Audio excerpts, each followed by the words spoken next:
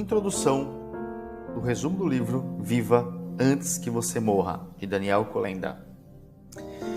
Os foguetes, embora poderosos, não existem por si mesmos.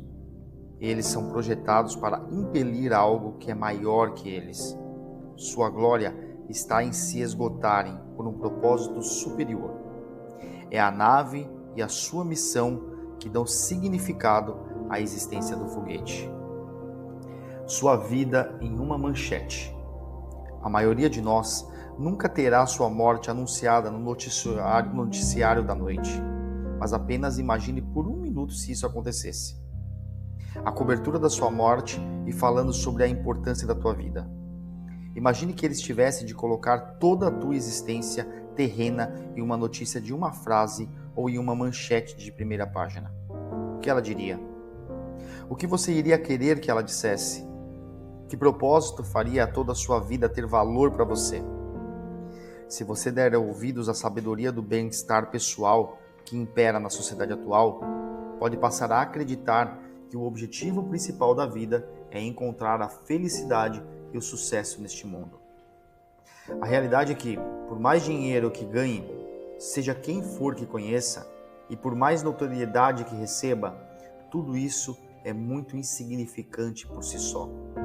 Um dia, todos os bens materiais que você acumulou e lutou para obter serão divididos entre parentes ou vendidos por moedas em um bazar beneficente. Se for como a maioria das pessoas, o seu nome um dia cairá no esquecimento e o seu rosto será irreconhecível, como os propulsores de foguete no ônibus espacial que descrevi. A força da sua vida mortal um dia cairá e desaparecerá em um oceano de obscuridade. Porém, este não é o fim da história.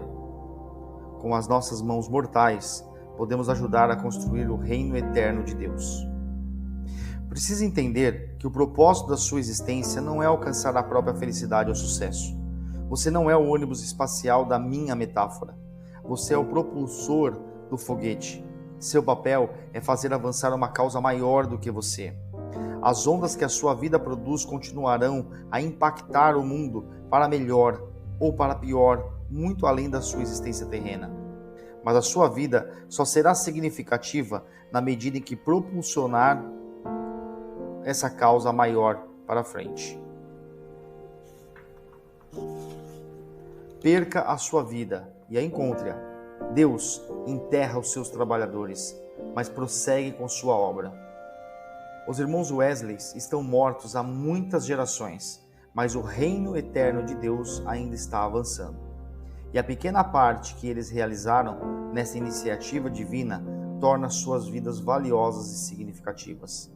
Paulo disse a Timóteo: quanto a mim, estou sendo já oferecido por libação, e o tempo da minha partida é chegado. Veja isso em 2 Timóteo 4,6. Paulo via sua vida como algo que podia ser gasto pela causa do Evangelho. Seria derramado como uma libação e depois cairia como propulsores de foguetes esgotados. Mas não sem ter feito alguma coisa de importância eterna.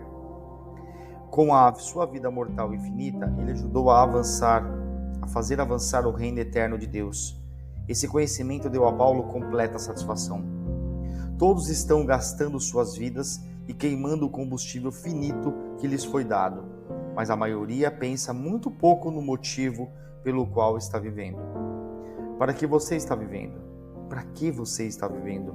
O que fará sua vida ser levada em conta?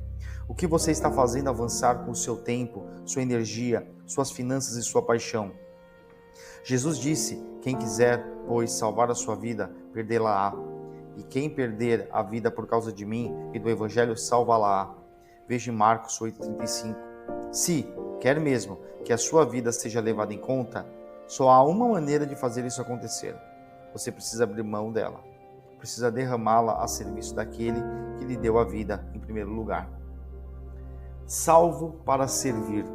Se eu salvasse a sua vida, o que você faria? Pergunta que Ciro, rei da Pérsia, fez a um líder rebelde chamado Cagular. Cagular respondeu: rei, eu o serviria pelo restante dos meus dias. Nossa tendência é ver a promessa de lealdade de Cagular a Ciro como nada menos que uma oferta razoável em troca do perdão misericordioso do rei. Em Romanos 1, do 14 ao 15, Paulo disse: "Pois sou devedor, tanto a gregos como a bárbaros, tanto a sábios como a ignorantes. Por isso, quanto está em mim, estou pronto a anunciar o evangelho também a vós outros, em Roma."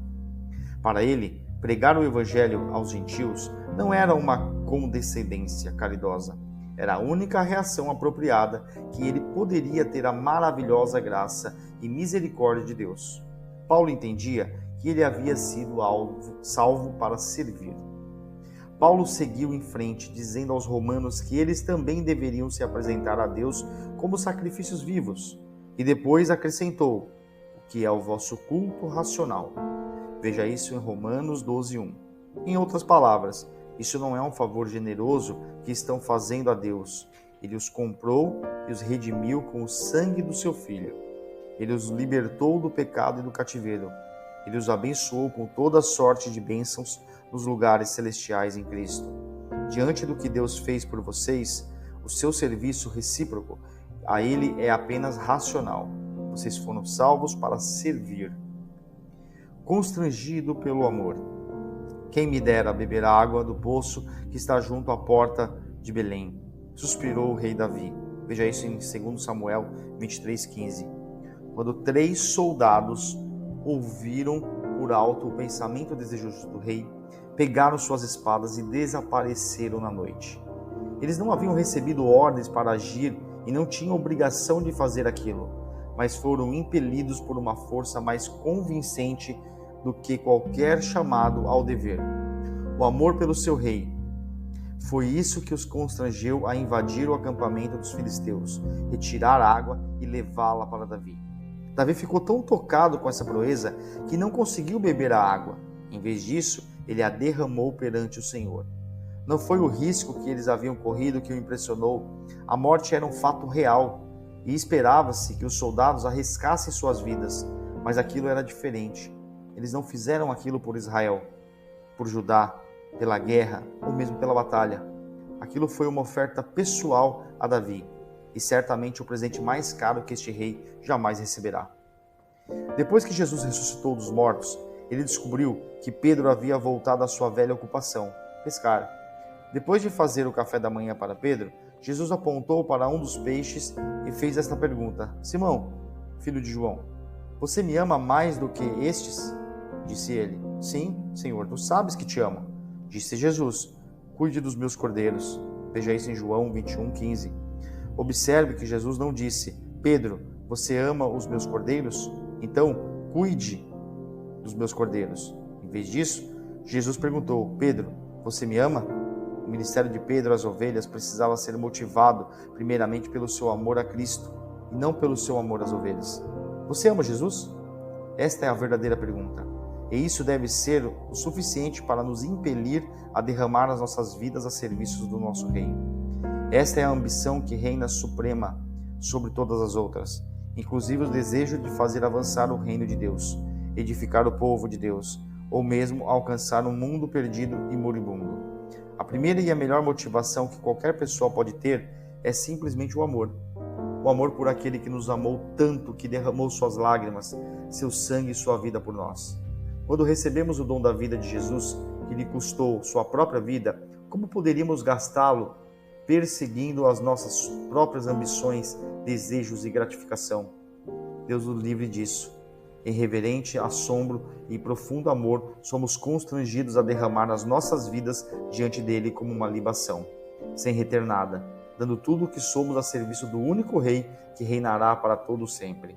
Não se engane, isso não é desperdício, é o nosso culto racional. Fomos salvos para servir. Valeu a pena Cristo ter morrido por aquilo pelo qual você vive? Valeu a pena Cristo ter morrido por aquilo pela qual você vive?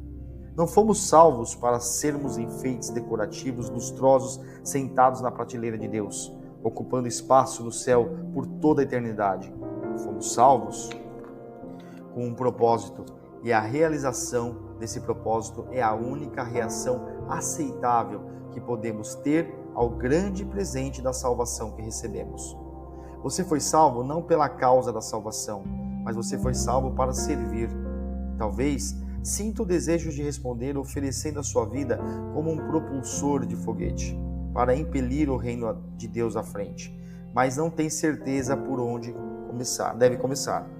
Quando Saulo encontrou o Senhor na estrada para Damasco, esta foi a sua pergunta: Senhor, que queres que eu faça? Veja isso em Atos 9:6.